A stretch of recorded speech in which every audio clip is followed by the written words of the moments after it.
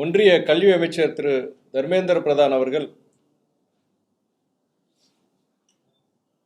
மாணவர்கள் கல்வி விஷயத்தில் அரசியல் செய்யக்கூடாது என்று அவர் கூறியுள்ளார். மாணவர்கள் இந்த கல்வி விஷயத்தில் அரசியல் செய்யறதே பாஜக ஒன்றிய அரசு தான்.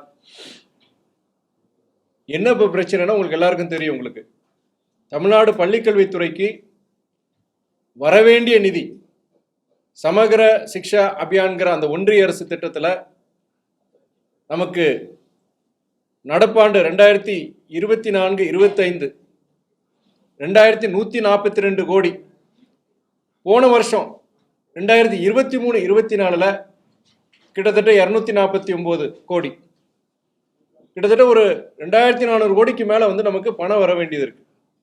இந்த பணம் வராததுனால நம்மளுடைய அரசு பள்ளி ஆசிரியர்கள் கிட்டத்தட்ட 30,000 பேருக்கு மேல ஆசிரியருக்கு சம்பளம் அது கொடுக்கறதுல சிரமம்.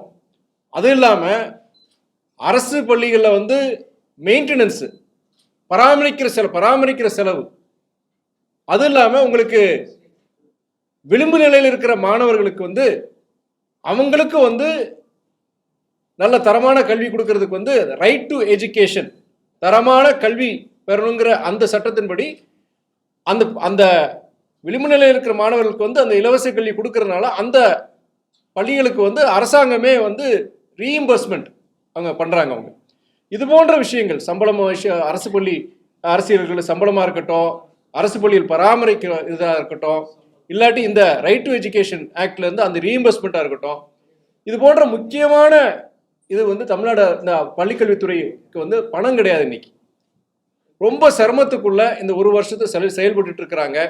இது ஏன் ஒன்றிய அரசு கொடுக்கலன்னா அவங்க என்ன சொல்றாங்கன்னா, அந்த புதிய தேசிய கல்விக் கொள்கை நேஷனல் எஜுகேஷன் பாலிசி அதுல தமிழ்நாடு முழுவதும் உடன்படணும்.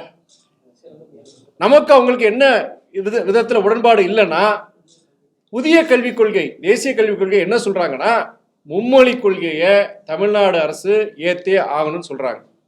நம்ம முடியாது, காலங்காலமா தமிழ்நாட்டில் இருமொழி கொள்கை தான் இருக்கு, அதனால நாங்கள் ஏத்துக்க முடியாது அப்படின்னு சொல்றோம். அது இல்லாம சமகர சிக்ஷன் அபியான் திட்டத்துல என்னெல்லாம் வரைமுறைகள் இருக்கோ அதில் முறையா நம்முடைய தமிழக பள்ளிக்கல்வித்துறை பொறுத்த வரைக்கும் முறையா எல்லாத்தையும் நிறைவேற்றிருக்கிறாங்க.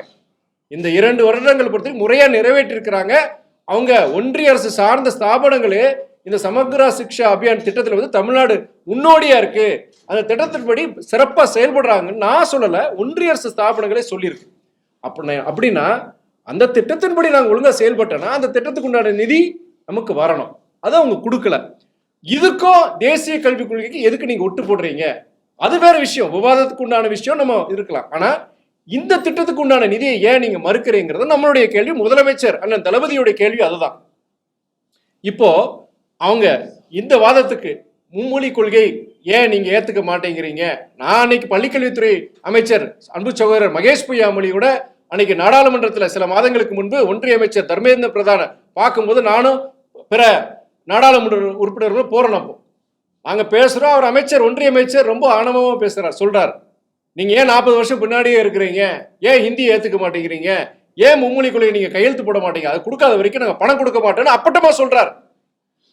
நாங்க சொல்றோம், நான் சொன்னேன், அமைச்சர்கிட்டே சொன்னேன், நான் ஒன்றிய அமைச்சர் தர்மேந்திர பிரதானை பார்த்து சொன்னாங்க, நாங்க இருமொழி கொள்கை இருக்க போய் தான் தமிழ்நாடு முன்னேற்றம் அடைஞ்சிருக்கு.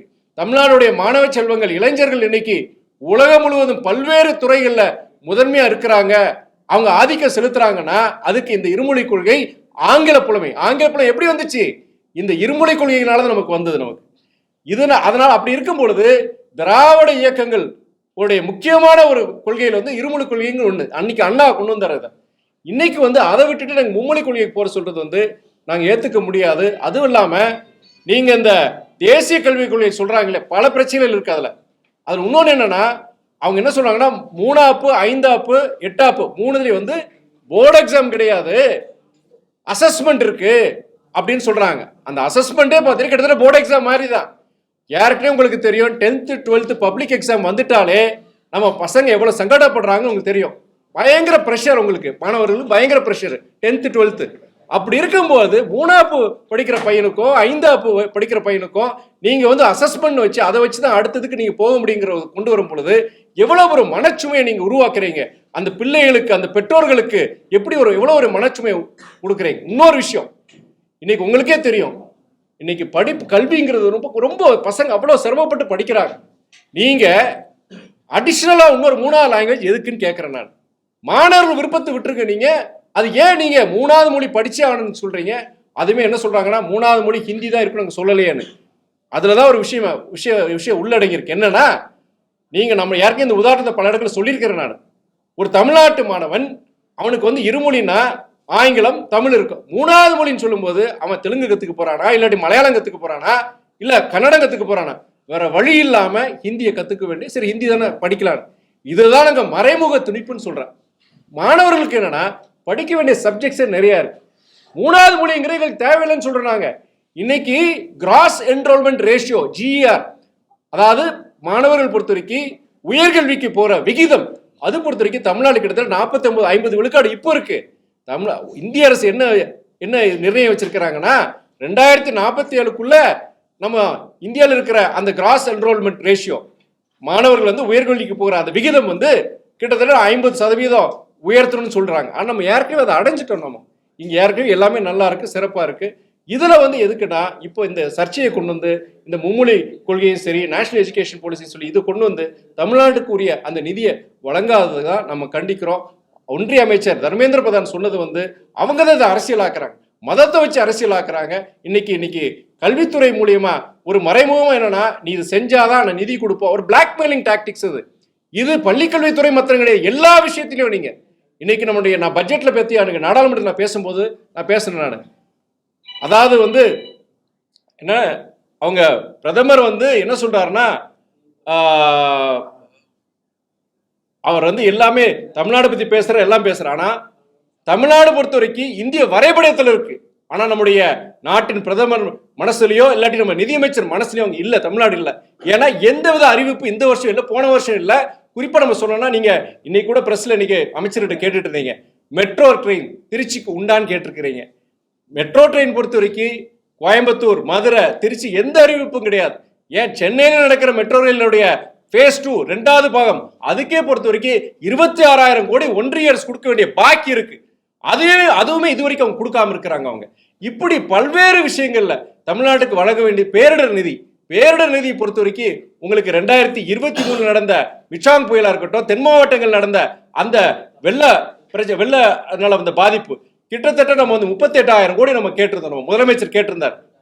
அதாவது அப்போ உச்சநீதிமன்றம் தலையிட்டதுக்கு அப்புறமே அவங்க கொடுத்தது 276 கோடி தான். நம்ம கேட்டது கிட்டத்தட்ட 37,000, கொடுத்தது 276. கேட்டதுல ஒரு விழுக்காடு கூட அவங்க கொடுக்கல. அவங்க இப்ப போன வருஷம் இந்த டிசம்பர்ல பெங்கல் புயல் உங்களுக்கு தெரியும், 14 மாவட்டங்கள் பாதிப்புக்குள்ளான.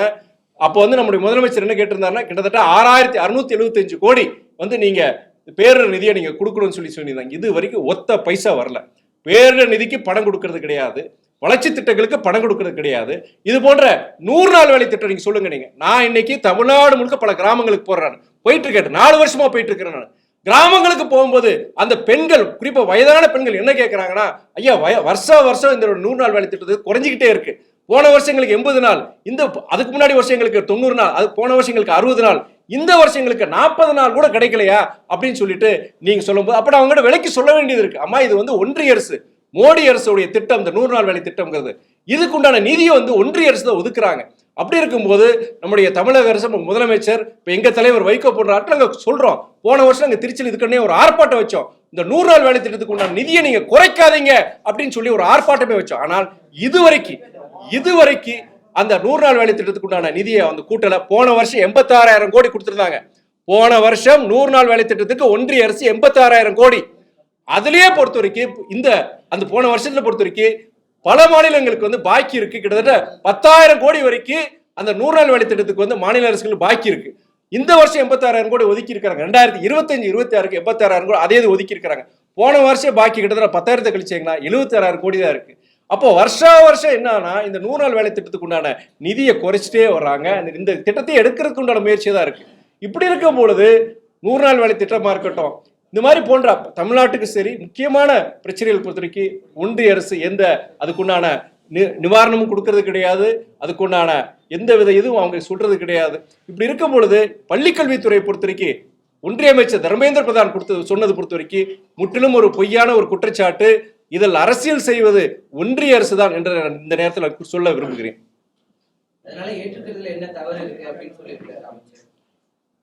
இந்தியாவில் இருக்கிற முக்காவாசி சொல்ற கருத்து கரெக்ட் தான். கிட்டத்தட்ட 80 விழுக்காடு பிற மாநிலங்கள் இதை ஏத்துக்கிட்டாங்க, கையெழுத்து போட்டாங்க. எதனால கையெழுத்து போட்டாங்க? மிரட்டி கையெழுத்து வாங்கியிருக்கிறாங்க. இதாவது நீங்க இந்த தேசிய கல்விக் கொள்கை நேஷனல் எஜுகேஷன் பாலிசி அதை நீங்க ஏத்துக்கிட்டு நீங்க கையெழுத்து போட்டாதான் இந்த சமக்ரா சிக்ஷன் அபியான் போன்ற இதுக்கு நாங்கள் நிதி கொடுப்பேன்னு சொல்லி மிரட்டி அவங்க கையெழுத்து வாங்கியிருக்கிறாங்க. பிற மாநிலங்கள் இதுல கையெழுத்து போட்டாலும் சரி, தமிழ்நாடு இதுல போட முடியாது, போட மாட்டோம் தான் முதலமைச்சர் சொல்லியிருக்கிறாரு. அதுக்கு காரணங்களை யாரையும் விளக்கி சொல்லியிருக்கிறாரு. இருமொழி கொள்கையினாலதான் நம்மளுடைய மாநிலம் முன்னேற்றம் அடைஞ்சிருக்கு. இதுல 3வது மொழிக்கு தேவையும் இல்லை, அவசியம் இல்லை. அதே நேரத்தில் ஹிந்திக்கு எதிரானவங்க கிடையாது. ஹிந்தி படிக்க நினைக்கிறோம், படிச்சுக்கலாம் தயவுசெய்து. ஆனா இதுதான் இருக்குன்னு சொல்றேன். அவங்க என்ன சொல்றாங்கன்னா மும்மொழி கொள்கையில ஹிந்தி தான் படிக்கணும்னு நாங்க இந்த இடத்துல நாங்க சொல்லலைன்னு சொல்றாங்க. நான் சொல்ற வாதம் தான். ஒரு தமிழ்நாட்டு மாணவன் ஆங்கிலம் தமிழ் எடுக்கிறான், 3வது மொழி என்ன எது எடுப்பா? வேற வழி இல்லாம ஹிந்தி. ஏற்கனவே உங்களுக்கு ஒர்க் லோடு ஜாஸ்தியா இருக்கு பசங்களுக்கு. நீங்க ப்ரொஃபஷனல் இதுக்கு போறவங்க செய்யறவங்க பல்வேறு இதுக்கு போனவங்க அந்த இருக்கிற பாடத்திட்டங்களை படிக்கிறதே கஷ்டமா இருக்கு. அது எதுக்கு 3வது மொழி எது கட்டாயப்படுத்தணும்னு நான் என்னுடைய அது மாணவர்களுடைய விருப்பம், பெற்றோர்களுடைய விருப்பமா இருக்கட்டும். அரசியல் இயக்கங்கள் இதில் தலையிடக்கூடாதுன்னு நான் சொல்றேன். நான் ஒருத்தர் இந்த அறிக்கை இப்படி லெட்டர் கொடுத்திருக்கிறது கூட்டாட்சி இந்தியாவே பாதிக்கக்கூடியது இந்த கடிதம் அப்படின்னு ஒரு முதல்வர் அனுப்பிய கடிதத்துக்கு இப்படி ஒரு பதில். அதாவது ஒன்றிய அமைச்சர் தர்மேந்திர பிரதான் என்ன சொல்லியிருக்கிறாருன்னா, நம்முடைய முதலமைச்சர் தளபதி அவருடைய அறிக்கையை பார்த்துட்டு கூட்டாட்சி கொள்கைக்கு எதிரானதுன்னு சொல்றாரு. திஸ் இஸ் அகெயின்ஸ்ட் ஃபெடரலிசம் சொல்றாரு. ஆனால் இந்த கல்வியை பொறுத்த வரைக்கும், எஜுகேஷன் பொறுத்த வரைக்கும் முதல்ல ஸ்டேட் சப்ஜெக்டா இருந்தது. அதுக்கப்புறம் அதை கன்கரண்ட் லிஸ்ட்ல கொண்டு வந்தாங்க. இப்போ கன்கரண்ட் லிஸ்ட்ங்கிறது கன்கரண்ட் லிஸ்ட் என்னது? கன்கரன்ஸ். அதாவது ஒன்றிய அரசும் மாநில அரசும் 2 பேரும் சேர்ந்து பேசி ஒத்துக்கிறதா அது கன்கரண்ட் லிஸ்ட். இப்போ என்ன நடக்குது? நாங்க கொண்டு வந்திருக்கிறோம், நீ கையெழுத்து போடு, கையெழுத்து போடாட்டி நிதி கொடுக்க மாட்டேன். இதுதான் திஸ் இஸ் அகைன்ஸ்ட் ஃபெடரலிசம். இதுதான் கூட்டாட்சிக்கு எதிரானது நான் சொல்லுவேன். நான் ஏழை மாணவர்கள் எண்ணிக்கை இந்திய கத்துக்கிறது. அதாவது இல்ல சகோதரர் சொல்லியிருக்கிறாரு. அதுல உங்க கொஸ்டின் வரேன். நான் பார்த்த டேட்டா வரைக்கும் கிட்டத்தட்ட டோட்டல் நம்பர் ஆஃப், அதாவது தமிழ்நாட்டு மொத்தம் 58,000 பள்ளிகள் இருக்கு. அதுல 12,000 தனியார் பள்ளிகள், அப்ராக்சிமேட் கிட்டத்தட்ட 500 முன்ன பின்ன இருக்கும். இதுல சிபிஎஸ்இ பள்ளிகளுடைய எண்ணிக்கை 1800. டோட்டல் கணக்குகளுக்கு பார்க்கும்போது 3 விழுக்காடு இப்ப சிபிஎஸ்இ இதுல படிக்கிறாங்க. அதுல ஹிந்தி அவங்க கத்துக்க வேண்டிய நிர்பந்தம் இருக்கு, படிக்கிறாங்க. நீங்க எதிர்கட்சியினர், குறிப்பா நம்முடைய மதவாத இயக்கம் பாஜகவுடைய கருத்து என்ன சொல்றாங்கன்னா, அதாவது தமிழ்நாட்டு அரசு பள்ளி மாணவர்கள் 3வது மொழியை கத்துக்கிற ஏன் நீங்க தடையா இருக்கிறீங்க அப்படின்னு சொல்லிட்டு ஒரு கருத்தை வைக்கிறாங்க. நான் இப்போ சொல்றத அவங்ககிட்ட சொல்றேன். லாங்குவேஜஸ், மொழிகள் பொறுத்த வரைக்கும் ஏற்கனவே நம்முடைய தாய்மொழி தமிழ் இருக்கு, ஆங்கிலம் இருக்கு. நீங்க 3வது மொழியை கொண்டு வரும்போது பசங்களுடைய அந்த மாணவர்களுடைய ஒர்க்லோடு இனிய கூட தான் போகுது. நீங்களாம் இப்ப நான் எனக்கு பசங்க இருக்கிறாங்க, என் பசங்க தமிழ் படிச்சாங்க. ஆனா பொதுவா நான் சொல்லும் போது வீட்டில் இருக்கிற தகப்பனார்களுக்கு தெரியும், உங்களுக்கு ஏற்கனவே அவங்களுடைய மேத்ஸ், பல சயின்ஸ், ஏகப்பட்ட சப்ஜெக்ட்ஸ் இன்னைக்கு ரொம்ப காம்ப்ளிகேட்டடா இருக்கு, டஃபா இருக்கு. கூடுதலா ஒரு லாங்குவேஜ் சப்ஜெக்ட் வரும்போது அது மாணவர்களுடைய அவங்க சுமையை கூடுதலாக தான் செய்யணும். அந்த 3வது மொழி பொறுத்த வரைக்கும் ஏன் நீங்க நிர்பந்தப்படுத்துறீங்க தான் என்னுடைய ஒரு இது. நீங்க அரசு பள்ளி மாணவர்கள் கத்துக்கூடாதுன்னு கிடையாது. கூடுதல் மொழி எதுக்கு தேவைன்னு என்னுடையது. நீங்க சொல்ற வாதங்கள் முன்னேற்றம், மாணவர்கள் முன்னேற்றம் சொல்றீங்க. நான் சொல்றேன், இன்னைக்கு இந்தியாவிலேயே ஜிஆர் கிராஸ் என்ரோல்மெண்ட் ரேஷியோ நம்ம தான் நம்பர் 1 இருக்கணும். கிட்டத்தட்ட அவங்க சொல்ற அந்த விழுக்காடு 2047க்குள்ள 50% அச்சீவ் பண்ண சொல்ல ஆல்ரெடி நம்ம அச்சீவ் பண்ணிட்டோம். உங்களுக்கே தெரியும், இன்னைக்கு உலகத்தில் இருக்க பல்வேறு துறைகள்ல நம்முடைய மாணவர்கள், இளைஞர்கள் அல்ல ஆதிக்கம் செலுத்துறாங்கன்னா அதுக்கு முக்கியமான காரணம் ஆங்கில புலமை. இன்னொன்று, இன்னைக்கு சகோதரர் ராகுல் காந்தி காங்கிரஸ் இயக்கத்தின் தலைவர் அருமையான ஒரு பாயிண்ட் அவர் சொல்லியிருக்கிறார், நேத்து பேசியிருக்கிறார். என்ன பேசியிருக்கிறார்னா, அவர் என்ன சொல்றாருன்னா, இங்க இருக்கிற பாஜக தலைவர்கள், வடநாட்டில் இருக்கிற பாஜக தலைவர்கள் அவங்க என்ன சொல்றாங்கன்னா, ஹிந்தி மொழி தான் மீடியம், அதாவது ஹிந்தி தான் மீடியம் இன்ஸ்ட்ரக்ஷனா இருக்கணும், ஹிந்தி மூலியமா தான் நீங்க பாடங்களை கத்துக்கணும், இதுதான் நம்முடைய தேசிய மொழி, நீங்க ஆங்கிலத்தை கத்துக்க கூடாது அப்படின்னு நீங்க ஒன்றிய பாஜக தலைவர்கள் சொல்றாங்க. எத்தனை ஒன்றிய பாஜக தலைவர்களுடைய பிள்ளைகள் அவங்க ஹிந்தி மீடியம்ல படிக்கிறாங்க? இங்க ஒரு கேள்வி வைக்கிறாங்க இல்லையா, திராவிட இயக்க தலைவரோட பிள்ளைங்க வந்து எத்தனை பேர் ஹிந்தி படிக்காம இருக்கிறாங்கன்னு நான் இந்த நேரத்தில் கேட்கிறேன். நான் சகோதரர் ராகுல் காந்தி சொல்றதை நான் இப்ப சொல்றேன். நான் பாஜக தலைவரோட பிள்ளைங்க எத்தனை பேர் ஹிந்தி மீடியம் படிக்கிறாங்க? வடநாடு போனா ஆங்கிலம் கூடாதுன்னு சொல்றாங்க. இங்க என்ன சொல்றாங்கன்னா ஆங்கிலம் வேணும், ஆங்கிலத்தோட ஹிந்தி 3வது மொழி கத்துக்கணும்னு சொல்றாங்க. ஆனா வடநாட்டுக்கு போனாங்கன்னா ஆங்கிலம் முதல் அந்நிய மொழி, ஆங்கிலம் நமக்கு தேவை கிடையாது, English should be banned from this country ன்னு சொல்லிட்டு அவங்க வடநாடு பாஜக தலைவர் சொல்றாங்க. ஆங்கிலம் இல்லாம பிழைக்க முடியுமா? நான் கேட்கிறேன். நான் இன்னைக்கு தமிழ்நாடு சேர்ந்த அத்தனை பேர் இன்னைக்கு சாஃப்ட்வேர் இன்ஜினியர்ஸா இருக்கட்டும், டாக்டர்ஸா இருக்கட்டும், இன்னைக்கு யூரோப், யூஎஸ், உலகம் முழுவதும் நம்ம ஆதிக்கம் செலுத்திட்டு இருக்கோம். எதுக்கு காரணம்? ஆங்கில புலமை. அந்த ஆங்கிலமே இருக்கக்கூடாதுன்னு சொல்றாங்க அவங்க. இன்னைக்கு ராகுல் காந்தி கேட்கிற கேள்வி நான் கேட்கிறேன். நான் ராகுல் காந்தி கேட்கிற கேள்வி இதுதான். எத்தனை பாஜக விட்டு அத பிள்ளைகள் பொறுத்த வரைக்கும் ஹிந்தி மீடியம்ல படிக்கிற எல்லாருமே ஆங்கில மீடியம், காலேஜுக்கு போயிட்டீங்கன்னா யூகே அப்ராட் சொல்லி அனுப்பிச்சிடுறாங்க. எத்தனை பேர் ஹிந்தி படிக்கிறாங்க? அதனால அந்த கேள்வி, அதே கேள்வி நான் இங்க கேட்கிறேன். நான் பாஜக தலைவர் அண்ணாமலை கிட்ட கேட்கிறேன். நான் தமிழ்நாட்டு திராவிட தலைவர் நீங்க கேட்கறீங்க இல்லையா, நான் கேட்கிறேன். நீங்க உங்க தலைவர் சொன்னது, ஆனா நீங்க உங்க தலைவருடைய பிள்ளைகள் எங்க படிக்கிறாங்க? ஹிந்தி மீடியம்ல படிக்கிறாங்களா? எல்லாமே ஆங்கிலம் இங்கிலீஷ் மீடியம் தான் படிக்கிறாங்க. சிபிஎஸ் பள்ளி 200 பள்ளியா இருந்தது, 2010 பள்ளியா இருந்து அதிகரிச்சிருக்கு. மக்கள் அரசு பள்ளியை விட தனியார் பள்ளியை விரும்புறாங்க. ஆனா திமுக நடத்தக்கூடிய தனியார் பள்ளியிலேயே இந்தியை கட்டாயம் வச்சிருக்காங்க அப்படின்னு சொல்லி அண்ணாமலை. அதாவது ஒரே ஒரு கருத்து மாற்றம் சகோதரர் சொன்னதுல நீங்க ஹிந்தியை கட்டாயமா படிக்கிறது சிபிஎஸ்சியோடையது. சிபிஎஸ்சி பள்ளி யார் நடத்தினாலும் சரி, யார் நடத்தினாலுமே அதுல ஹிந்தி மேண்டேட்டரி கட்டாய கல்வியா இருக்கிறது. நீங்க எல்லாரும் அது ஹிந்தி சிபிஎஸ்சி விரும்புறாங்கன்னு சொல்றீங்களே, அது ஒரு காரணம் இருக்கு. நம்ம நீட் எதுக்குறோம்? நீட் பல வருஷம் ஆயிடுச்சு. இப்போ நீட் பொறுத்த வரைக்கும் எந்த சிலபஸ் பேஸ் பண்ற? CBSE syllabus. CBSE syllabus base பண்ணி தான் நீட் இருக்கு உங்களுக்கு.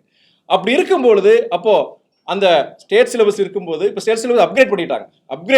அப்கிரேட் பண்ணாலுமே என்னன்னா பசங்க, அதாவது பெற்றோருக்கு மத்தியில் என்ன இருக்குன்னா, சிபிஎஸ்சி சிலபஸ் போனாதான் நம்ம நீட் போன்ற இந்த மாதிரி எக்ஸாம், காம்படிட்டிவ் எக்ஸாம்ஸ் நம்ம பசங்க நல்லா பண்ண முடியும் அப்படிங்கிற ஒரு நிர்பந்தத்தினால இன்னைக்கு தமிழ்நாடு முழுவதும் பொறுத்த வரைக்கும் சிபிஎஸ்சி ஸ்கூலுக்கு ஒரு இது வந்திருக்கு. நான் மறுக்கிறது கிடையாது. அதனால நாங்கள் சொல்றோம், நாங்கள் நீட்டா இருக்கட்டும், இப்போ நீட் விடுத்துட்டு அடுத்து பல மற்றதுக்கும் என்ட்ரன்ஸ் எக்ஸாம் கொண்டு வர போற சொல்றாங்க. இப்போ மற்ற நீங்க எந்த ஹையர் எஜுகேஷனுக்கும் இந்த சியூடின்னு சொல்றாங்க. நீ மற்ற எந்த நீங்க கல்லூரிக்கு போனாலுமே அதுக்குண்டான என்ட்ரன்ஸ் எக்ஸாம் ஒன்று இருக்கணும்னு சொல்றாங்க. என்ட்ரன்ஸ் எக்ஸாமே என்ன பொறுத்த வரைக்கும் தேவையில்லாதங்க. நீங்க 12th போர்டு எக்ஸாம் வைக்கிறீங்க, பசங்க கஷ்டப்பட்டு படிக்கிறாங்க, மெரிட்டோரியஸ் மார்க் வச்சு தான் நீங்க போறீங்க. அது எதுக்கு நடுவில் ஒரு என்ட்ரன்ஸ் எக்ஸாம் வைக்கிறீங்க? நம்ம நீட் அதனால தான் எதுக்குறோம். நீட் வந்ததுனால நாளைக்கு மற்றதுக்கு இந்த மாதிரி காம்படிட்டிவ் எக்ஸாம்ஸ் வந்துச்சுன்னா நம்ம சிபிஎஸ்சி சிலபஸ் போனாதான் நம்ம பசங்க போக முடியுங்கிற ஒரு இது இருக்கு, ஒரு எண்ணம் இருக்கு. பட் என்னன்னா இன்னைக்கு மாறிச்சு. இந்த லாஸ்ட் ஃபியூ இயர்ஸ், கடந்த சில வருடங்களாக தமிழக அரசுடைய முயற்சியில் அந்த ஸ்டேட் சிலபஸையும் பொறுத்த வரைக்கும் கிட்டத்தட்ட சிபிஎஸ்சி சிலபஸ் அளவுக்கு அப்கிரேட் பண்ணிட்டாங்க. அது ஜனங்களுக்கு ஒரு இது இருக்கு. சிபிஎஸ்சி படிச்சாதான் பிள்ளைங்க நீட்ல பாஸ் ஆக முடியும் செய்யணும் ஒரு இது இருக்கு.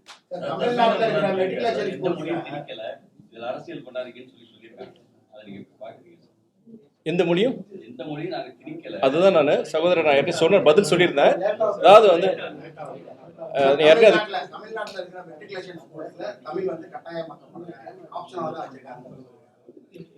அதாவது தமிழ் பொறுத்த வரைக்கும் இன்னைக்கு எல்லா இடங்களையும் நீங்க பிரைவேட் ஸ்கூல்ஸா இருக்கட்டும், நீங்க கவர்மெண்ட் ஸ்கூல்ஸா இருக்கட்டும், எல்லா இடத்துலையும் தமிழ் இருக்கு. தமிழ் இல்லை நம்ம மறுக்க முடியாது. கட்டாய கல்வி ஆக்கணுங்கிறது தான் நம்முடைய இதுதான். அதாவது தமிழ் பொறுத்த வரைக்கும் இங்க இருக்கிறவங்க, தமிழ்நாட்டில் இருக்கிறவங்க கண்டிப்பா தமிழ் கத்துக்கணுங்கிறது தான். அது சில ஸ்கூல்ஸ் பிரைவேட் ஸ்கூல்ஸ் அது பண்ணலைன்னா கண்டிப்பா அது அதை அரசாங்கம் கூடுதல் அதை விதிகள் கொண்டு அதை கொண்டு இம்ப்ளிமெண்ட் பண்றதுக்கு முயற்சி கண்டிப்பா எடுக்கணும். அது மறுக்கிறது கிடையாது.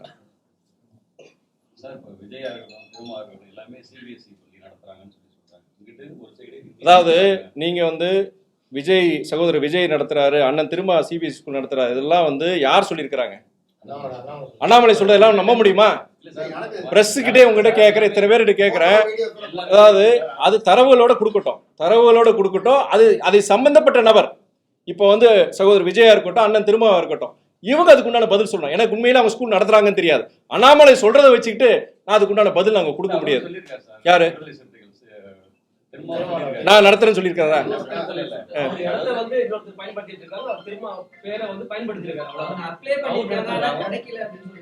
அதாவது இந்த வாதம் இருக்கு இல்லையா, இந்த மாதிரி சிபிஎஸ்சி எதுக்குறாங்க, மும்மொழி குழு எதுக்குறாங்க, அவங்க இந்த மாதிரி பள்ளிகள் நடத்துறாங்க அப்படின்னு சொல்றது அந்த சம்பந்தப்பட்ட நபர் அதுக்குண்டான பதில் கொடுக்கணும்.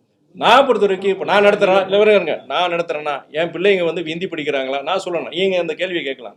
இல்ல சார், கூட்டணி கட்சியில இருக்கீங்க, எல்லாமே ஒரே நேர்கோட்டில் போறீங்க. அதுக்கு அது இல்ல அதுக்கு உண்டானது பொறுத்த வரைக்கும் என்னுடைய பதில், என்னுடைய இயக்கம் மதிமுக எங்க தலைவரோ இல்லாட்டி பக்கத்துல மாவட்ட செயலர் உட்காந்துருக்காங்க, இவங்க ஏதாவது ஸ்கூல் நடத்துறாங்கன்னா இந்த கேள்வி கேட்கலாம், கண்டிப்பா அதுக்குண்டான பதில் நான் கொடுக்கணும்.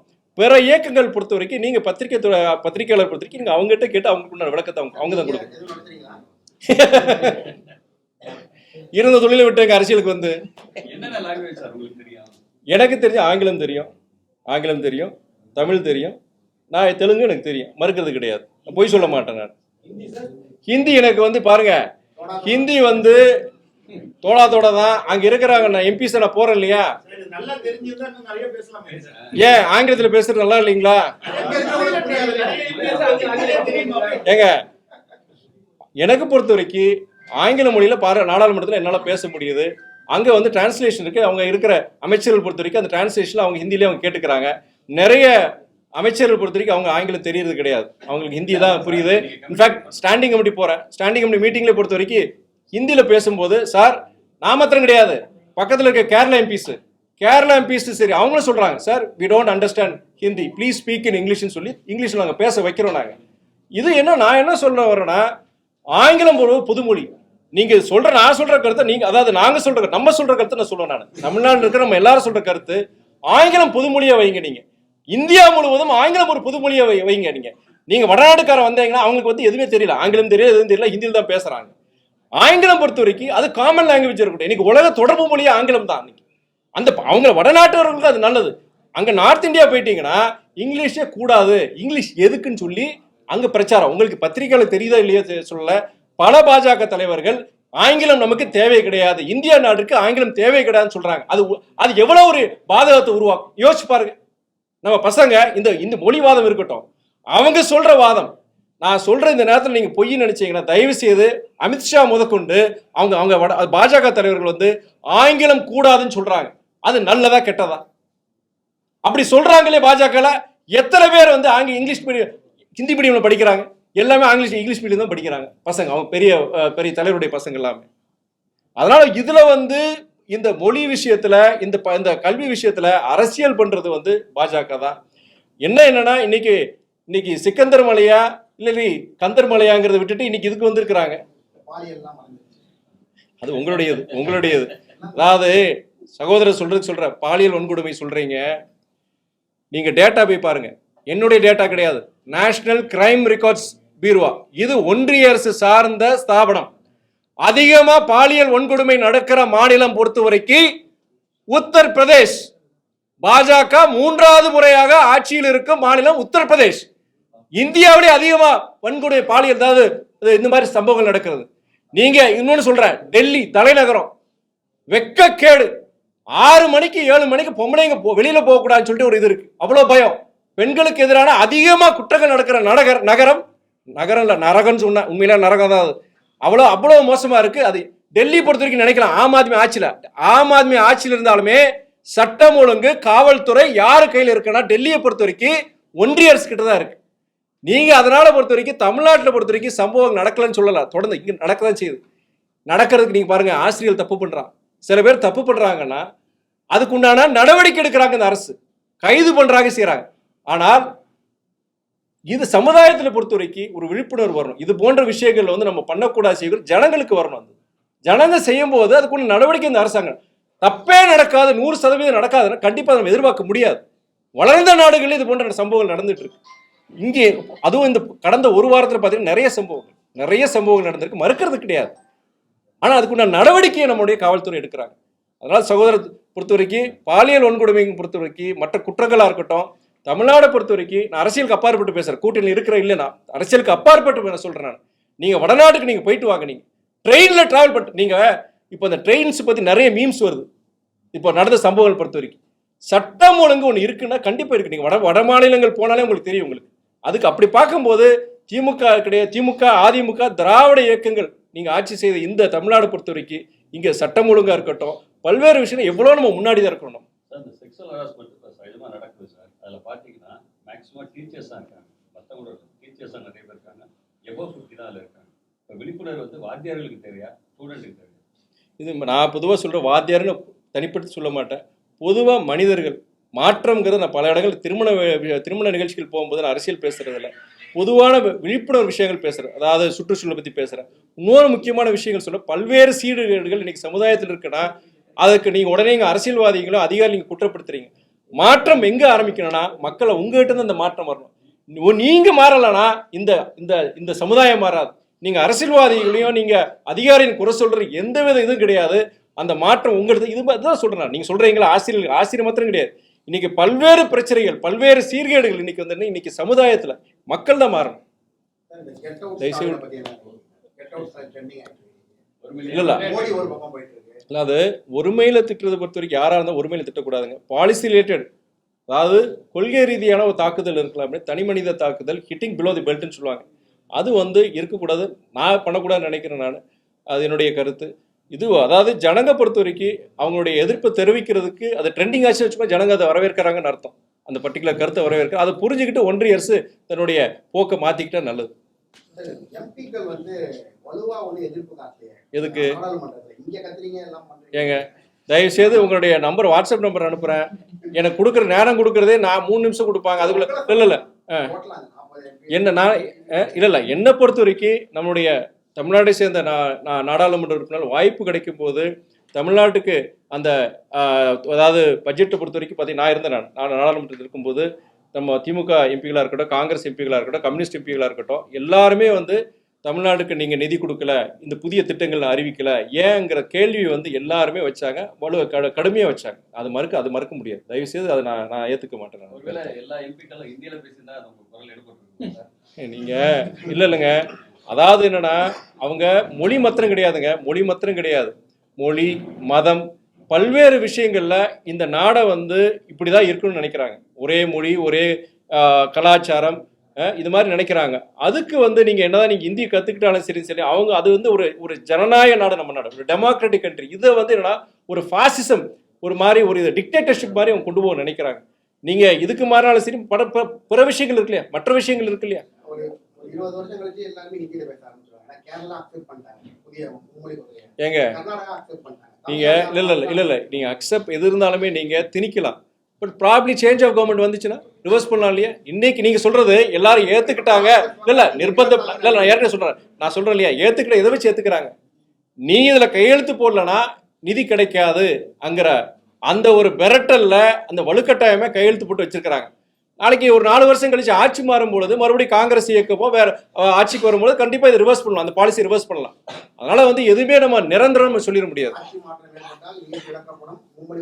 ஆட்சி மாறிச்சா